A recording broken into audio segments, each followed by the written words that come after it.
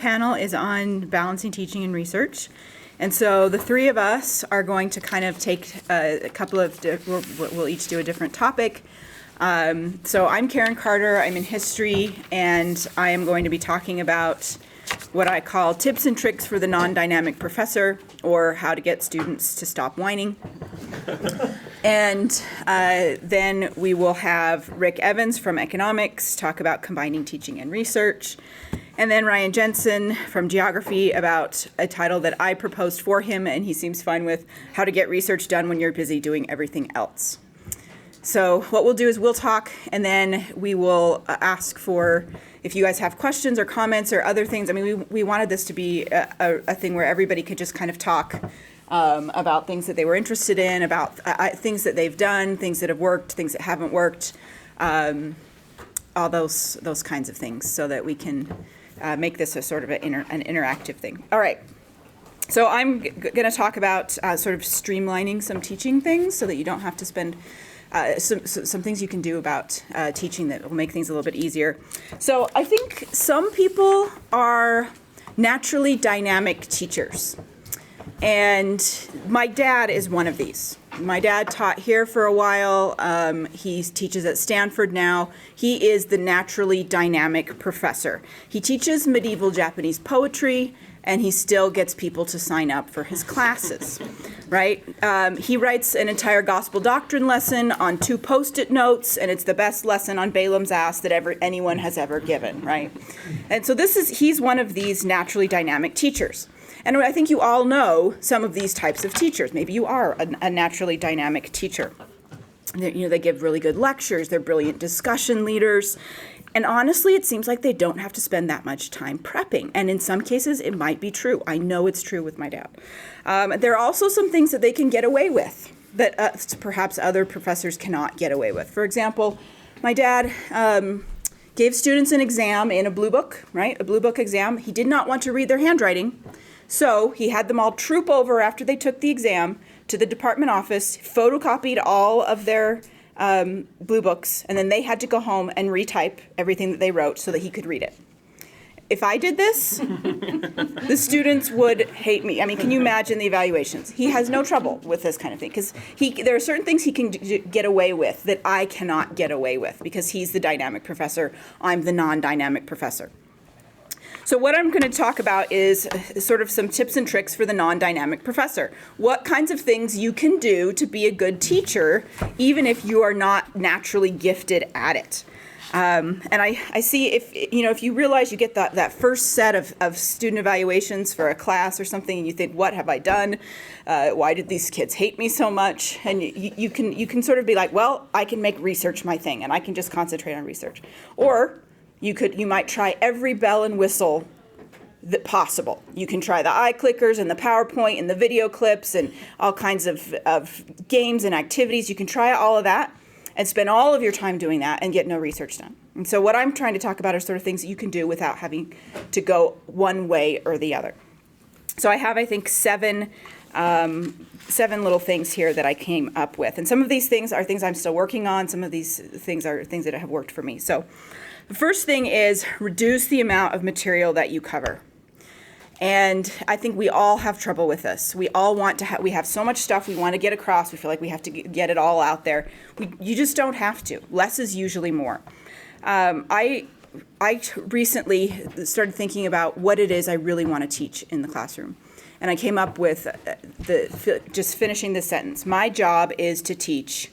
And then I came up with 4 bullet points. And for me, I'm a historian, so a little bit about the historical profession works, some facts about what happened in the past, context for what happened in the past, and how to read and analyze texts.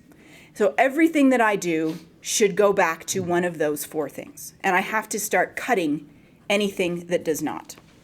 And emphasize that all the facts about what happened in the past is just one of those 4 things that I want to emphasize. And sometimes that's where I have to cut, is some of those facts. Cut down on the PowerPoint slides. It would be really easy to spend a lot of time making really fancy PowerPoints. I've done it, where stuff moves in the PowerPoint. I'm not really good at it, but I thought, well, this will make the students interested. It really doesn't. They just sort of laugh at me because they can do it so much better than I can. So, I just don't really use PowerPoint all that much. I use it for maps, I use it for names, things that they don't know how to spell, but I don't put a lot of text up there. And if I ever catch a student in my class with his cell phone taking a picture of my PowerPoint slide, I know I have failed. Because you don't want that. That's not why you should have a PowerPoint. The student should not be thinking, I'll just take a picture of that instead of writing down what's on the slide. That's when I know that PowerPoint has not worked, and it does happen. Please tell me that happens to other people. Do they take pictures? Yeah, I hate it. Okay. 2, find a teaching method that works with your particular strengths. Students will respond to you better if you are relaxed and comfortable and you let your passion for the subject shine through. I've tried different teaching methods that I'm not comfortable with, and it doesn't go well. It might work for somebody else. It doesn't work for me. I have a colleague who had all of his students get together and they built a trebuchet, right? I cannot do that. I would be awful at it. And I'm sure those students had a great experience in that class, but that's not me. I'm good at writing a good lecture that people can follow, and I know that I'm good at this. And so that's what I do. I'm good at leading a discussion. I'm good at reading and analyzing texts with students. So that's what I do. I'm not going to do a lot of other things that just don't work for me. So don't let anybody feel like make you feel like you have to do some of these other things. 3, connect with the students. This doesn't mean you have to get to know every one of your students on a personal level. I think that would be a little bit scary, actually, to know everything that's going on in their lives. But what I do is I learn their names, and everybody in my department already knows this. From the very first day of class, I make flashcards out of the pictures, and I memorize their names so that within the first couple of weeks, I know all of their names. And that includes my big class, my 150-student class. Every single semester, a student will comment on that in my evals. I loved that she learned all of our names. That's what they'll say. And they'll be like, it makes us feel like she really cares about us. And I use their names often. And I make sure that each student has to come to my office at least once during the semester so that I can make a connection with them. And it's an assignment where they have to get something approved. So that and sometimes they'll come and say, I've never been in a professor's office before. And I said, that should not happen, right? We should be connecting with the students. And it doesn't mean it has to be hours and hours of time. That time that I spend at the beginning of the semester memorizing their faces, it pays off in lots of ways.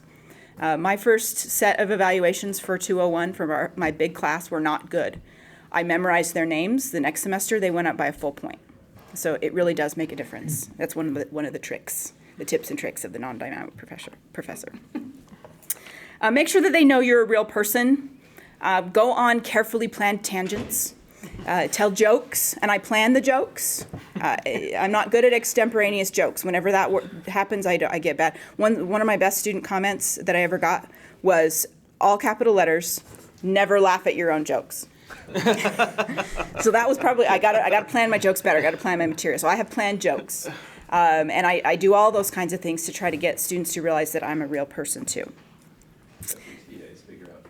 If they're my TA for more often, they know that I've got it scripted. Yeah, that's okay. The 4th thing is create clear assignments and communicate effectively with students about those assignments. Explain exactly what you're trying to do with every assignment. This is what I've discovered is that students do not know. They don't know what you're trying to do. They cannot see the big framework. All they see is she's given me this paper to write. So you've got to explain to them why it is you're giving them this paper.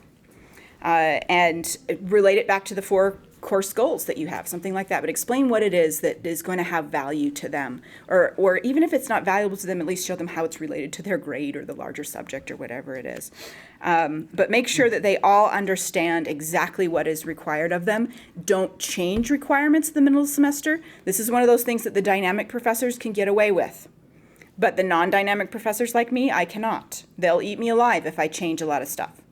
Or if I don't stick to my syllabus, if they don't know where I am in the syllabus, if they think they're going to be tested on this material and other material, that's where you really can get into trouble. They don't get upset if you drop assignments. No, not usually, but unless they've already done it. Or you push back the deadline. Yeah. In fact, that's not a bad thing to do for education. Well, the way I think about it is it makes the students not trust you. They see that you're going to change it, and so then they expect it. And so then if you don't do it, then they can get upset. So I can see either way how it could be helpful. The fifth thing is make sure that assessments match the material, and this is something I'm really struggling with, and so I don't really have a whole lot of good ideas for you. Maybe some of you do, but I feel like the students are always saying, well, I didn't know what I was going to be tested on, that the test didn't match what I thought I learned, and so I'm trying to, because I thought it did, so I'm trying to figure out exactly how to make those connections. But a couple of things, make sure that you have a hand in the grading as much as possible. I know it seems like it takes a lot of time, which is what I'm supposed to be talking about, but I think it actually pays off because you'll have fewer student complaints that you'll have to deal with if you're just letting your TAs do all of the grading.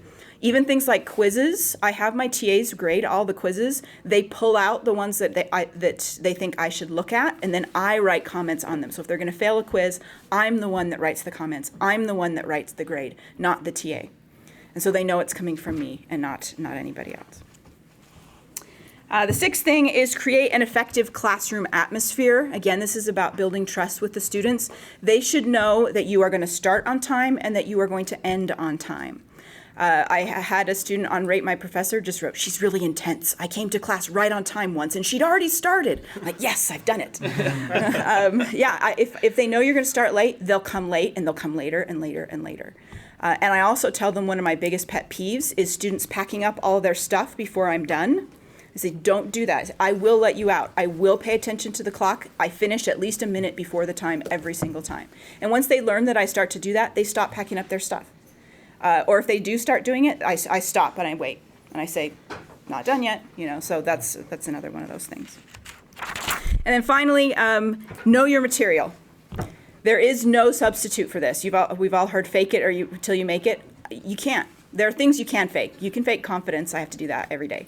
But you can't fake knowing the material. So if you don't know something, it's a lot better to say, I don't know, let's find out, rather than just try to answer the question without getting all the facts right. So if you have time to spend prepping for your class, what I would say is instead of making a PowerPoint slide, learn the material, right? And with history, there's always things we can read, right? I mean, when I teach 201, from agriculture to 1500, there are so many things that I have to keep up on with that class, but it's vital to do that sort of thing.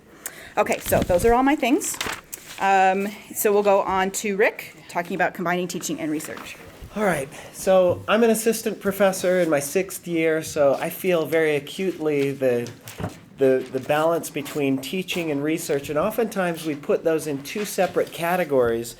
But my topic is going to be how to combine teaching and scholarship. That has been something that has made, that is the funnest thing I do, the most rewarding thing I do in my job that gets me up in the morning, is figuring out ways to make my teaching part of my scholarship. So I'm just going to give 3 ideas.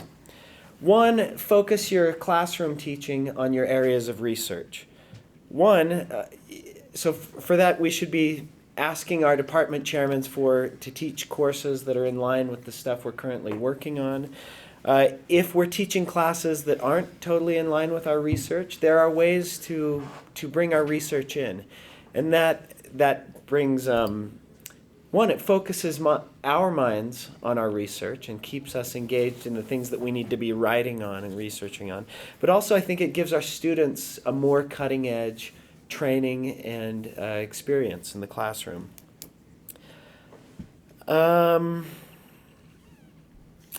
Let's see, I lost my spot here.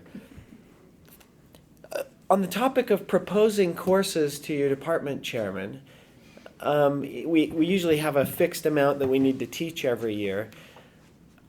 Kirk Phillips and I, he's my partner in crime in the economics department, we had some research assistants and we're going to teach them a 2-week or a 1-week course, and we were kind of agonizing over, can we really afford to train our students for 1 or 2 weeks and not have them just be doing research?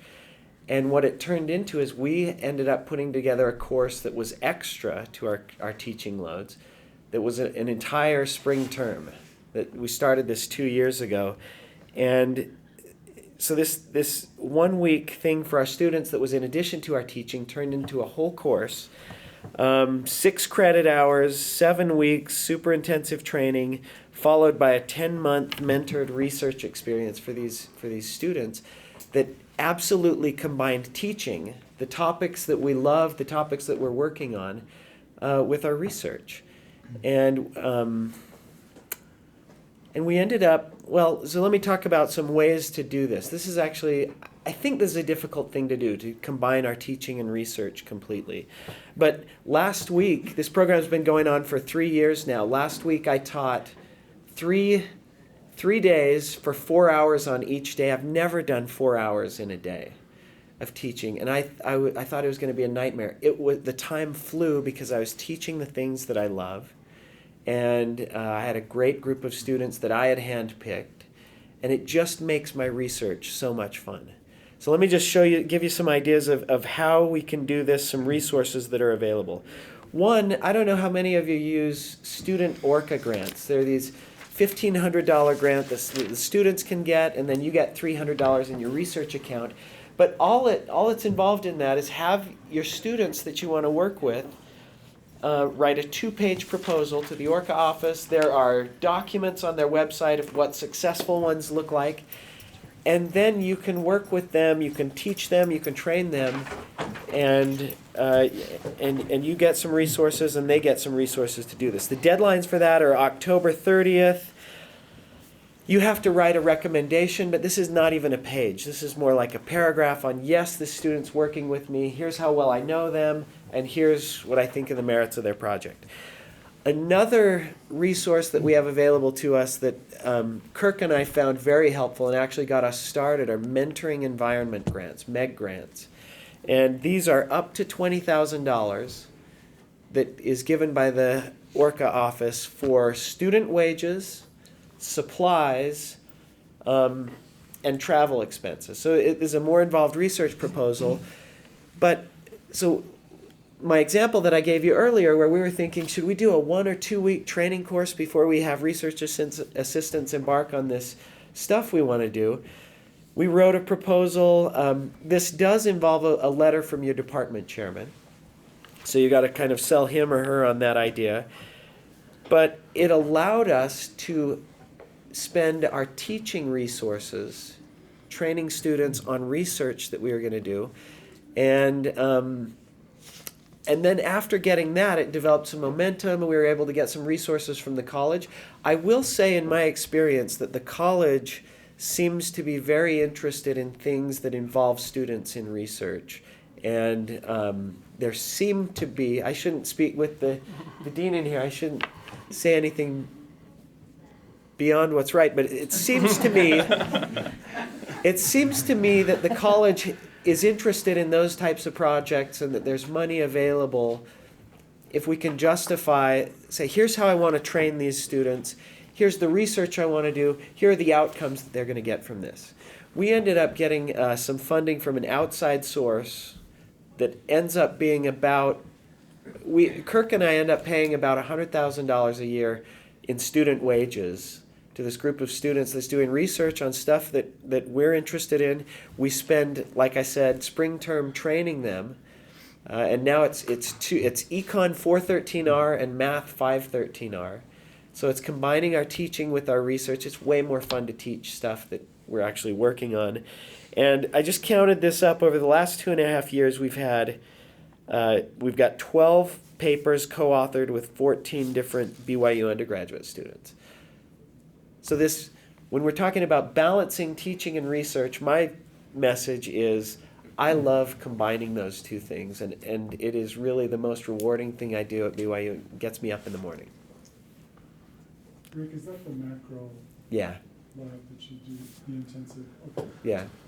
We call it boot camp, is the spring term. It's funded by a donor, Wow. so it's not the college per se, although we're plenty happy to go. No, so I mentioned this is an anonymous donor came through with some funding for this lab that we do. I'm not saying the college will give $100,000, which they certainly do not. So, period. Separate experience. My experience is that the college likes ideas where we're teaching students, mentoring students, involving them in our research. Is that a fair statement? Yeah, that is, and it's also fair to say we like ideas that donors will fund.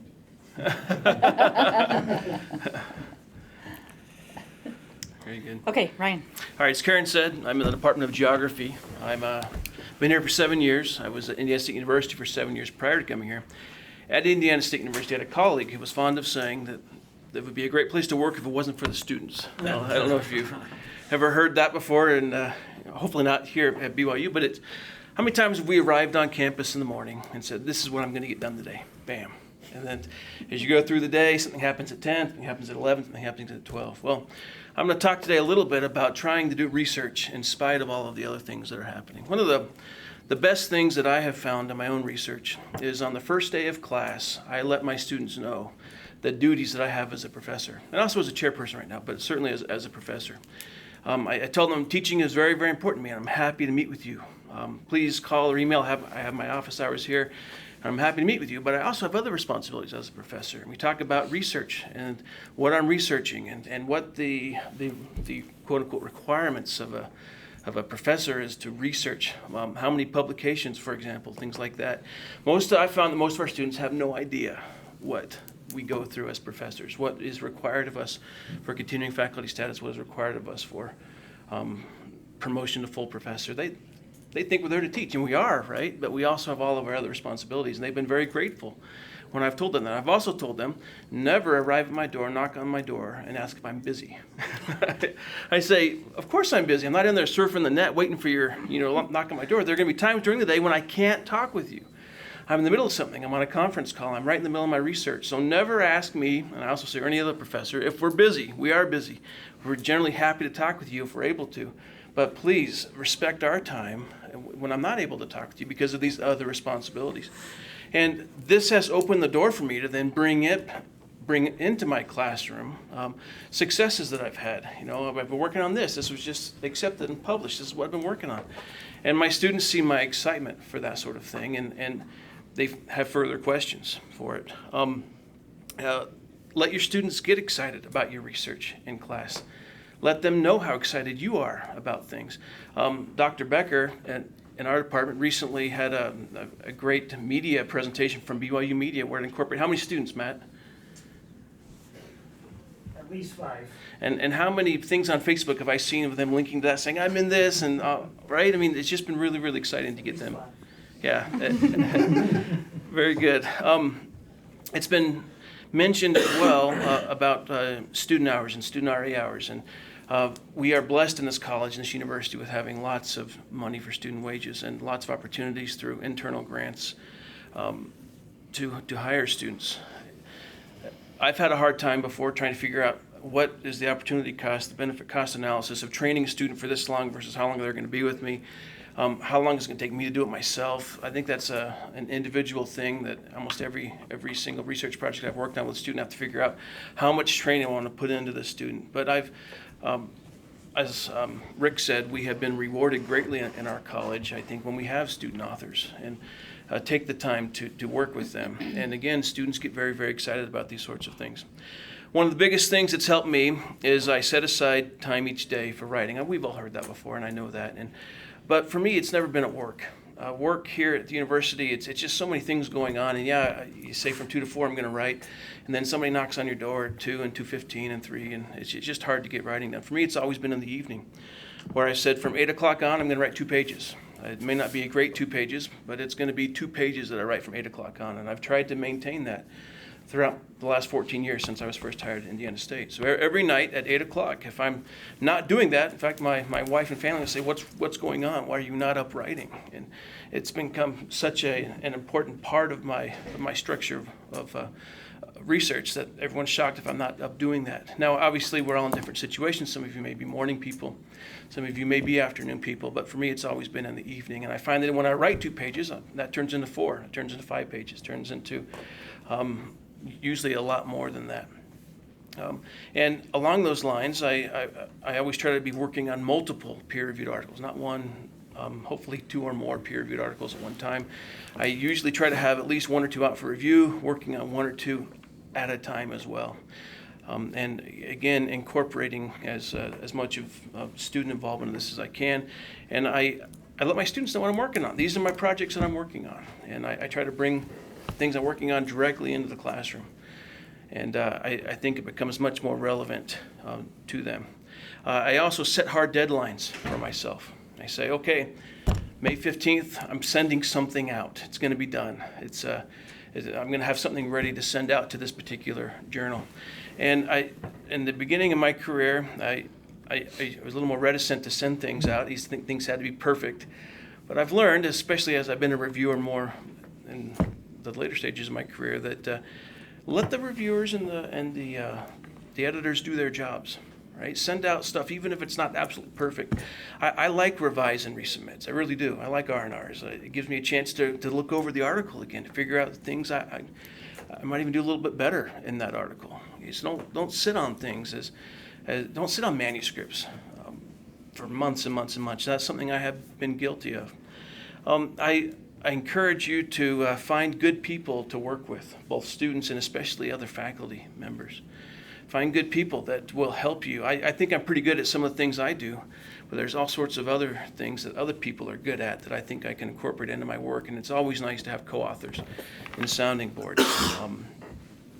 Now, if things don't go as well as you planned and you get a rejection or two from an article, that's fine too. There's lots of great journals out there, and sometimes we send articles to places where they're not great fits. And that's what I attribute most rejections to, is just a fit. So again, be positive about things. Revise, resubmit's fantastic. Rejections, just another opportunity to take a look at your article and send it someplace else, maybe a little bit more appropriate. Now, reward yourself when things go well. Tell your class when things go well. Say, hey, I just got this article accepted to this journal. It's fantastic. And your students, I think, start to share that excitement with you. And again, it reinforces to them that you do have other responsibilities on this campus besides teaching, even though that's a huge part of our responsibility. But it's all about, in my opinion, creating a healthy crossover between your research and your teaching, guarding your time, letting students know about your time, letting students know that you're a busy person. Right? You're more than willing to meet with them if you can, but there's going to be times when you can't meet with them because you're busy doing other things on campus. And again, that's one of the first things I tell students in each of my classes each semester. So everyone's going to be different. We all have our different ways of going about things, but I just encourage you to keep doing it. Keep out there. Don't get discouraged, and educate our students with some of our other responsibilities here on campus. All right, so we have the rest of the time, so about 20 minutes or so, to just, you guys can tell us things that have worked for you. If you have questions for us, you can ask them, obviously, whatever you'd like to contribute. Yeah. So I like your boot camp model.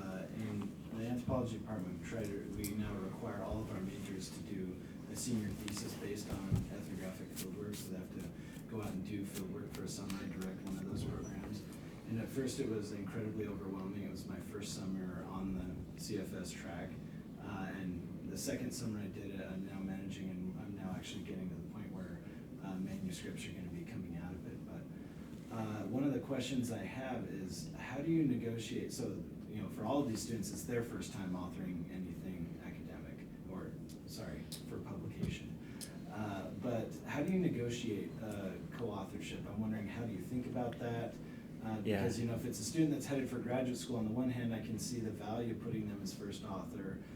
In my department, we basically have a general understanding that even if it's a faculty as a second author, there's a recognition there that it's most likely their substantive project in the way that we count things in review and so on. But I'm curious as to all of your thoughts about how you do that. I'm working on the first manuscripts that will actually be co-authored with students, and I'm trying to figure out how to do that because they know nothing about this, and the ethical responsibility is sort of on me to negotiate that and educate them and so on. So I'm just curious as to how you all approach that. Can I answer that? Oh, yeah. So, the whole impetus of this training, this teaching that we'd do with the students that was to transition into research was, Kirk and I said, how can we give them the tools to even have the ability to make a co-author contribution? Because we don't just give that away. That's a big deal to be a co-author on a paper. So how can we give them the tools that they can actually be one of the real contributors to the concepts, to the solutions? In economics, we don't have this issue of whose name comes first matters. We just do alphabetical order. But so specific to your disciplines, you have to figure out, we tell them you have the opportunity to make a co-author contribution, but that's not a guarantee. That here are we tell them up front what the requirements are to have it be a co-author contribution. And then we let their own incentives kind of govern whether they make that cutoff or not. And then putting them on the paper is actually a delight because it's like, Chris Baker's on this paper, and let me tell you exactly what he did to earn it. And in terms of where to place him, I guess it would matter kind of how that system works. Yeah, American Psychological Association actually has guidelines in their ethical guidelines about authorship. So that might be a place where you can see at least one attempt to try and write it down about this is what it takes to be an author in this system. So that may be Yeah, anthropology doesn't have this sort of strict culture of order of authorship, but there is something, it's definitely not the economics model either, where it's alphabetical. And we like students whose names start with W.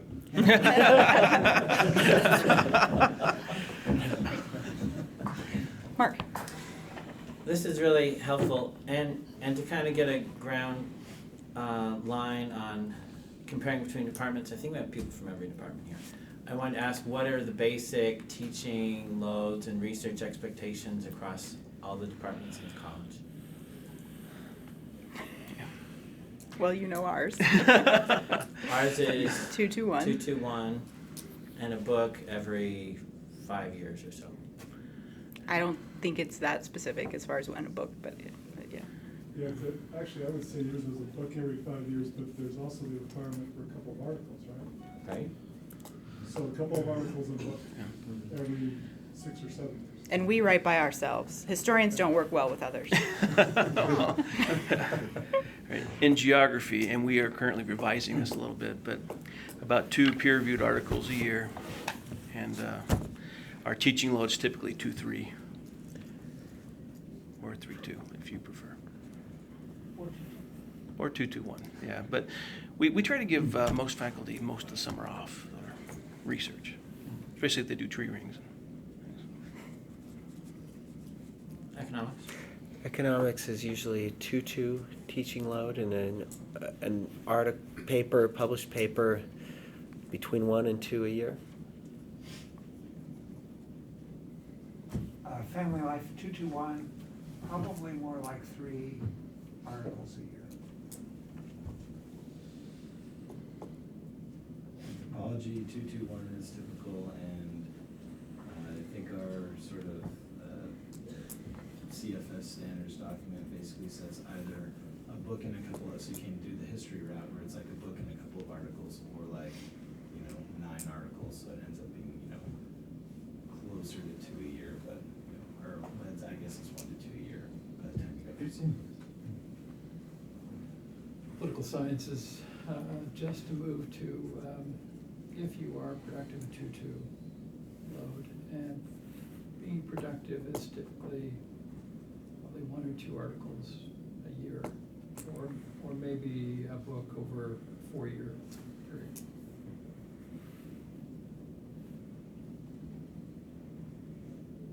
Is that everyone? I think so. This feels a little bit like asking everybody's salary. What's your salary? Ed, what's psychology? 221, expectation is 2 to 3, I would say, articles a year. And then the evaluation comes in as 2.3 to be exact. 2.3. But it's not just articles a year, there's a big assessment of the impact factors of the journals that you're doing. Thanks. Was that question leading anywhere, Mark? Usually you have 2-part questions. So. Well, I mean, I think it's a challenge to do the book route versus the small article constant production route. I see that as a challenge, to have like the Mount Olympus book versus the, more the constant production. Sisyphus, that's what I was thinking. Yeah. Right. So how do you deal with that? Well, not very well. I mean, when I was working on my book, the book that I have most recently published, I was very much about the write every day type thing. And I now am more, I keep track of all my hours. And I did this before I got CFS too. It was all on paper then, and I would keep track of exactly how many hours I spent on research, citizenship, and teaching. And then I would figure out the percentages and see how close I was to actually where I wanted to be. And usually it's like teaching way up here. And I still do it. I just do it on my computer now instead of on paper. But the main thing is not necessarily, I'm not as regimented about it. But I just like to say, okay, it's obvious that all I've done today is citizenship. Now that I have since I'm associate chair of the department, that's what eats all of my time. So I have to sort of think, well, I can spend an hour doing some sort of research, and it may not be writing, it may be, reading or whatever it is that I need to be doing. But I like to keep track of my hours. I will admit, once I got CFS, I took a break from that because it was driving me crazy, and now I'm back because it's the best way for me to keep track of my time. So. Yeah. There are books written too about writing. And sometimes there are psychological tricks that you can use to help yourself keep writing. Things like stopping in the middle of a paragraph. So when you're writing, you stop in the middle of a paragraph instead of at the end of a paragraph. Then when you come back to it, it's easier to finish that paragraph because you were already in the middle of an idea, and it gets you geared up to write again. Because often people will complain about, it takes me a half an hour even to get in the right place to start writing again. So little things like that, like stopping in the middle of the paragraph, may help you to be able to start and stop. And of course, as soon as you remember what you wanted to say. Exactly. Says the memory expert. That's great, that's great. Any other secret self-help tips like that? Or do you recommend a book, like the best how to write book? No, I haven't read them all. I've read a couple, and the ones I did were very useful. I'm writing one, but I can't seem to get it finished. The faculty center though does have a list of books. They have a bibliography of books about writing and things that. Right. Well, but what are the good ones? Yeah. What are the good ones? There is one. There's one good one I can give you Okay. that I did get from them. I'd appreciate that. Well, and the Faculty Center does this writing seminar thing with Tara Gray. I did it the first time. She's a funny lady. And that was kind of, it was a good thing for me. She was the sort of write for 15 minutes every day. And it doesn't really work that well, but at least for me it didn't, because 15 minutes I would just, I can't get anything done. But I kept track of that. But we did have writing groups where we met periodically, and so then you had to have something to bring. And so that was incentive enough to keep doing it. And the Faculty Center will set that up. If you want to take the seminar, it's a morning and an afternoon or something like that, and then you can get set up with a writing group. And it may not be people in your field, but it's just good to have something that says, I've got to meet with these people, I've got to have something written. So. One more resource, I send an email about this once a year, but we have access to the editing service at the College of Humanities. So if you want to take a first draft of the paper and have them edit it and send it back to you, the college pays for that. So that's helpful too. I've used that service. It's great. Has it been helpful to you? Yeah. I used it for one of my papers because I wanted to see. They were I wanted great. to experience myself. I thought it was useful.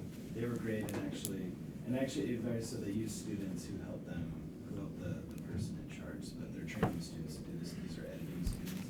But one of them was particularly good. I mean, she went through the style issues in the journal and said, well, according to anthropological theory, you should have done this or you should have changed that. And so a lot of those sort of mechanical things that you don't like to waste your time doing, they were kind of good at, and that was really useful.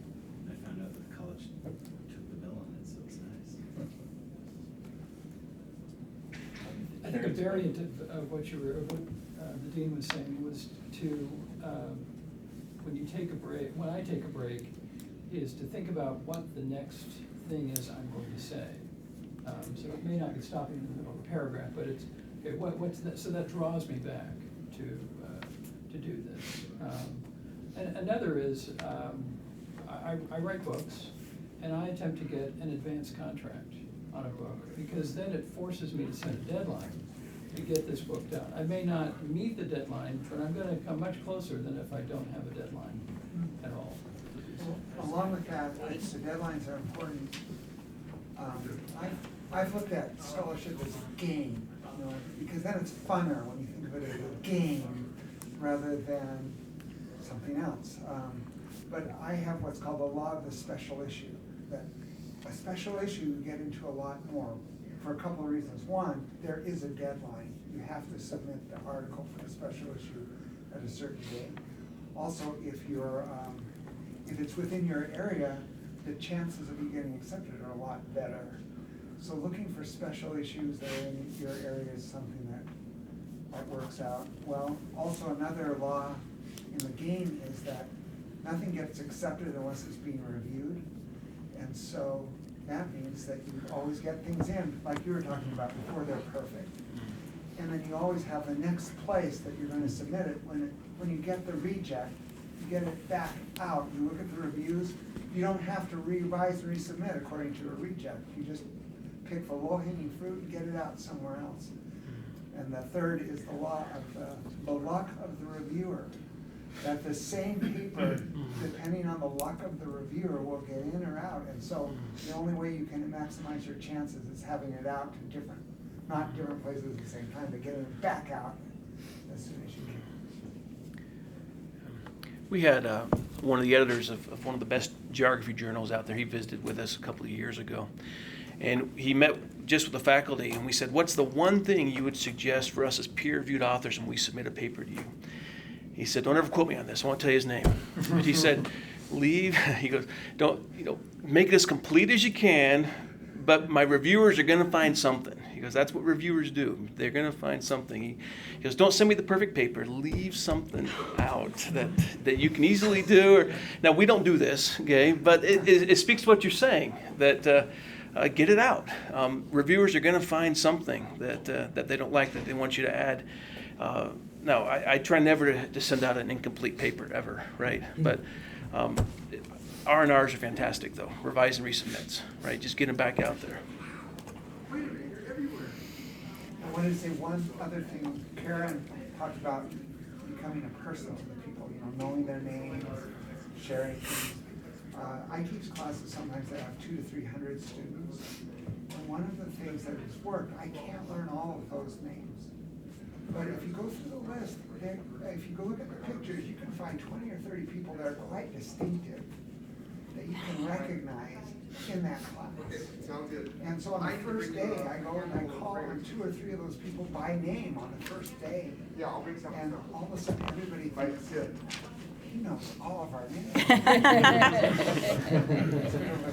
Well, and another thing that I do in my big class is I usually, if it gets up to 150 students, I divide them into 6 groups, and then I have them rotate sitting in the first 3 rows. So that once every 2 weeks, they're supposed to sit in the first 3 rows of the class. And so then I just make sure I know, and it's alphabetical, so I make sure I know their names for sure. And some of the students will never do it. They will sit in the back. It doesn't matter what incentive I give. They'll just sit in the back. And I just let them. If they don't want to, they don't want to. But other students really like it. They like the fact that they get to sit in the front. And I always say, if you're the one I will call on that day, if you have questions or if you want to respond or whatever. So they'll feel like they have more participation. But that's another thing that you can do. Even if you don't get to know all of the students, make it look like you're getting to, at least you want to get to know the students. And I think that helps a lot too. So. What's their incentive for sitting in the front? I really don't have any other. I mean, I thought about it. Like, should I give candy one day just randomly? And I thought if they don't want to do it, they don't want to do it. Okay, you just that incentive. I just say, and I'll put it up on the first PowerPoint slide. This is the group that's up here. If I have quizzes to hand back, I'll hand back those quizzes to them so that they don't have to come and dig through the pile or whatever. But yeah. Have you all seen the thing, the flashcard system that the BYU has? Yeah, the CTO. That's somebody said that they print out the cards and remember those. That was me. As you can. So have you seen this flashcard No. system they have? So you can go. It'll automatically generate these flashcards on your computer that you can hide the name, so it just brings up a picture. You guess the name, and then it flips over, and you can. Yeah, this is It's what I've been doing. flashcards.byu.edu. All right. I mean, will have to look it's that great. up. My classes are only probably 40 to 50 students, but I found that if I just sit down and focus, in probably 20 minutes, I can get Yep. those names memorized with those flashcards. I couldn't do 200. And then they show up wearing glasses or different hair. Right, Yeah. right. Different hair colors. That's exactly right. It's really harder with a class of 200, 300 to learn names, and even from the flashcards, they may be older pictures. So what I do is have them videotaped. So those who will, I take about 15 minutes, this is for large classes, and have 2 or 3 cameras, and they go to that position and they give me a 30-second, this is who I am, this is where I'm from, this is something unusual about me. And what that tends to do is make it current. It's not a card from when they were freshmen, or a photo when they were freshmen. And also I remember something that typically about them. You know, I have 6 toes, or 12 siblings, or whatever it is. It makes it easier. I could use the new Learning Suite thing for them to do that too. Once digital dialogue, Mhm. it allows them to record there, so they could do it and just send it to you on Learning Suite if you want. Then they could do it outside of class. Yeah, that's good. What I do, I like things to be in my hand. First day class, I hand out a 3x5 card and have them, on the left-hand side, put a picture, color picture of themselves with a name under it. And then on the right-hand side and on the back of the card, their hometown, their major, the year in school, favorite books, magazines, food, movies, and I get to know the students that way. And I probably have 15,000 cards now. But I can go back and, I can look, students I had in 1995, I can look at those cards and I can remember those students because I have those cards. It's a good way. And I'll have students come up to me 10, 15 years after I taught them, see me at Costco or someplace and say, oh, do you remember me? And they give me their name, if they can, it's remember the face. Oh, I graduated, I loved your classes, I'm married, and I have 5 children now. It's just a great way to keep those memories for a long, long period of time. Would help if you're writing letters of recommendation too. Go back and figure out who they are. Another use for those is having them in class with you, and when you ask questions that are open-ended, that anybody can answer, just randomly drawing those cards out, and using that as kind of like the popsicle sticks in. And I teach a class on, I teach a class on China, and in that class I tease them and say, well, yeah, you young women, you didn't put whether you're married or not, because I need to know whether or not you're married, because because of the one-child policy, there's 25, 30 million more boys in China than girls that are marriageable age now. I'm going to sell these. I get $2,000 for a picture bride, right? Anybody have any last comments? Okay. All right, for lunch. thanks for coming.